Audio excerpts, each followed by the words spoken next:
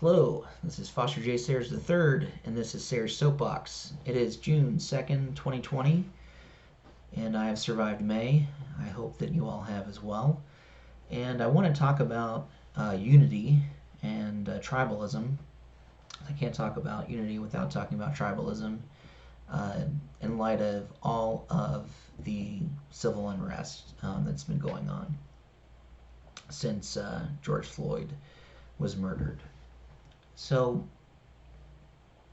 unity is not achievable with the current state of tribalism in the United States, and it's certainly not going to be achievable under a Donald Trump presidency because he has no interest in unifying with his enemies. Uh, he makes that abundantly clear all the time. He's on Twitter today referring to lowlifes and scum and refusing to acknowledge that there are peaceful protesters and that we have a serious problem with racial discrimination in our justice system in our society today. And to emphasize why he's not the person, he has sowed the seeds of tribalism and more specifically identity politics more than any of his predecessors. And as evidence of that, I'll just speak to my own experience. So I have had a few people unfriend me on Facebook because of my opposition to Trump, and they would rather cast me out of a village than accept that I have other views, whether or not they agree with them, but they just cannot tolerate um, me pointing out Trump's hypocrisy, his failures, et cetera, et cetera. And what's surprising, right, is that in a couple of cases, these were women that I'd known my entire life, right? That I, grew up with their children. These were, neighbors, right? People in your neighborhood. Um, so it was disappointing. But I still love and care about them, and hope they do about me too. I'm sure. It's really just this political thing, but that just, to me, I feel like it just really shows you how people have made being, Democrat or Republican like part of their identity, and that's not good. Um, and I think people should stop doing that because it just closes you off to people that, you know, care about you and want you to understand that there's another way to look at some of these things. And at the end of the day, Republican, Democrat, I think, we all want the same things. We all have the same hopes and fears. We all love our country, despite what Donald Trump may claim. And, I myself have taken a stand against tribalism by registering independent when I moved to Colorado.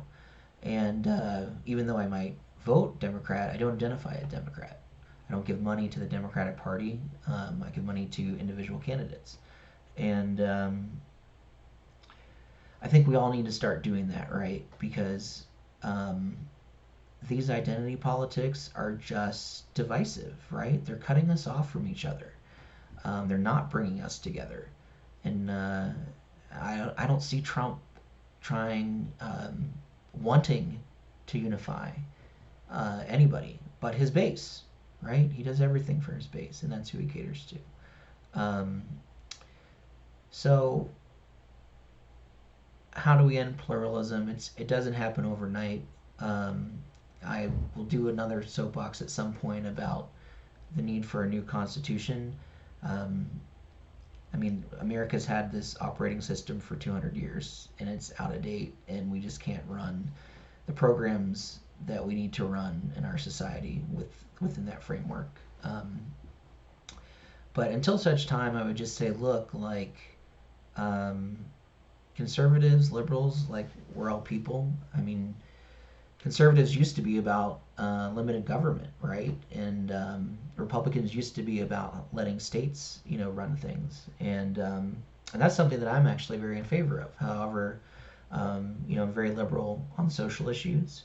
Um, but George W. Bush, he greatly expanded the federal government, more than any liberal president ever had. So those meetings have kind of gone away, and I think both parties have lost their way to corporate interests, and we need to bring it back to the people. And I hope we see more people run as independents.